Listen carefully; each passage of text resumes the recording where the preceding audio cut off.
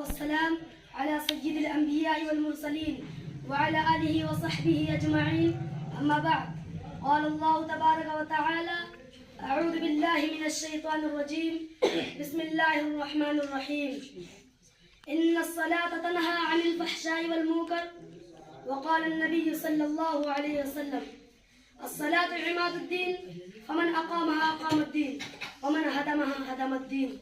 صدر محترم، حضرات حکم اور میرے عزیز ساتھیوں، آج کی اس تقابلی بزم میں میری تقریر کا عنوان نماز ہے.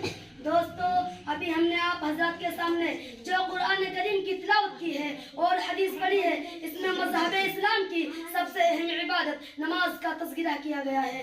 اس پر مرتب ہونے والے فوائد اور ثمرات کی نشاندہی کی گئی ہے.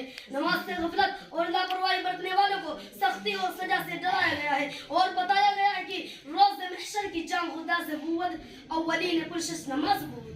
اے لوگو، محشر کا دن بڑا سخت ہوگا. محشر کی گھڑی انتہائی دشوار غسل اور جان غسل ہوگی.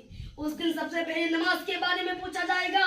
تمام چیزوں سے پہلے نماز کا حساب و کتاب ہوگا. لیکن افسوس پر افسوس، ہماری حالت یہ ہے کہ ہماری مسجدیں ویران ہو گئی، خانقاہوں کو ہم بھول گئے، بزرگوں کی محفل سے اپنا رشتہ منقطع کر لیا، نماز جیسے اہم فریضے کو ہم نے پیچھے پش ڈال دیا.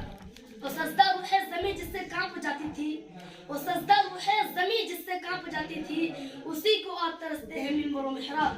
حالانکہ قرآن کریم بار بار ہمیں بیدار کر رہا ہے، ہماری غفلت اور لاپرواہی پر ماتم کرتے ہوئے ہمیں احساس دلا رہا ہے کہ اے لوگو، نماز کی اہمیت و افادیت کو سمجھو. قرآن صاف اور واضح الفاظ میں کہتا ہے: ان الصلاۃ تنہی عن الفحشاء والمنکر، بے شک نماز بے حیائی اور بری باتوں سے روکتی ہے. دوسری جگہ اعلان ہوتا ہے: قد افلح المؤمنون الذین هم فی صلاتهم خاشعون.